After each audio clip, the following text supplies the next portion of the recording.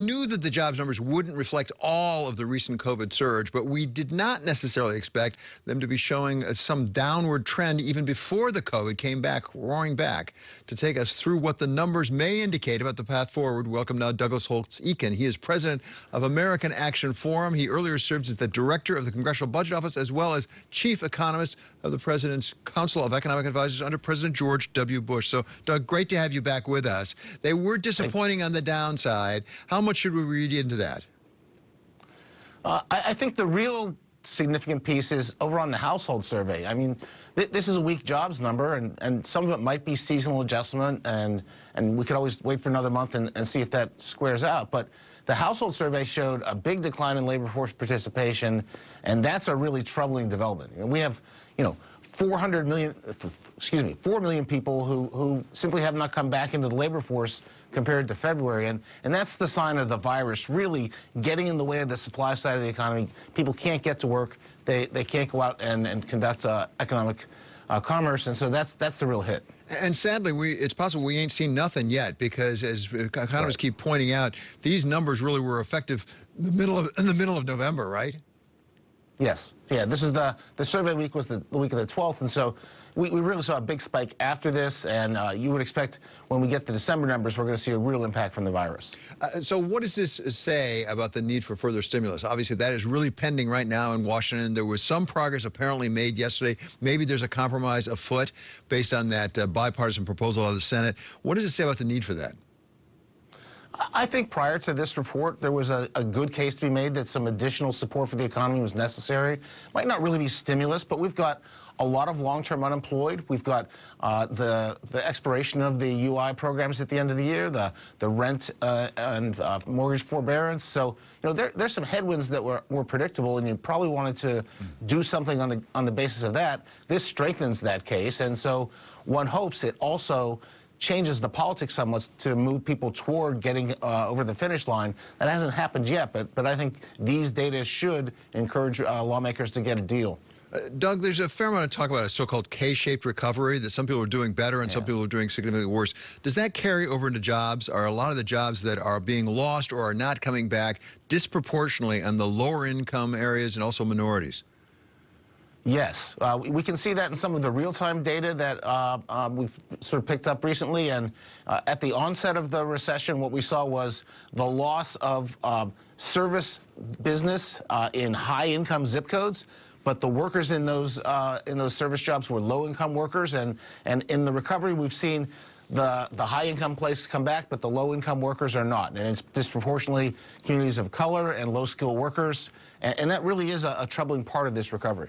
A good part of 2020 has been occupied with this back and forth between Republicans and Democrats up on the Hill about how much more stimulus is needed. With Nancy Pelosi, the Speaker of the House, initially starting, I think it was $3.3 trillion, coming down off that number. We have Mitch McConnell saying $500 billion is enough.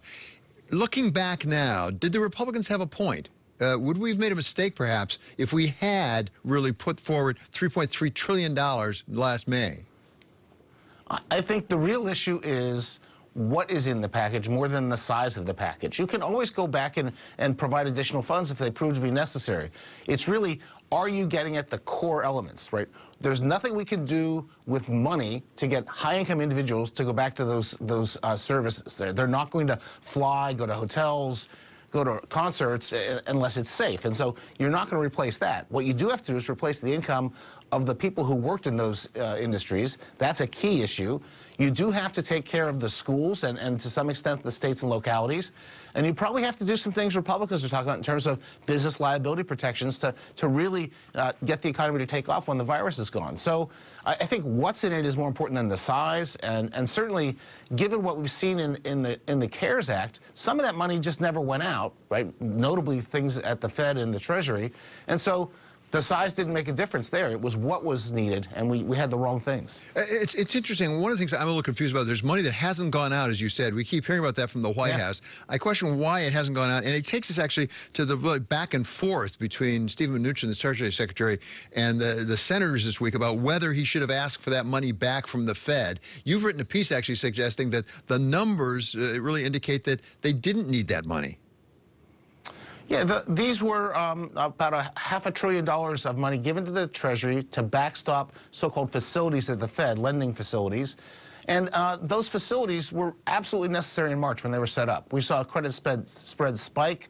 There was enormous liquidity distress in the markets. They weren't functioning very well. And it was unthinkable that someone could go into those markets and borrow. And so set up a Main Street lending facility for firms, a municipal liquidity facility for states and localities, and a variety of others for commercial businesses.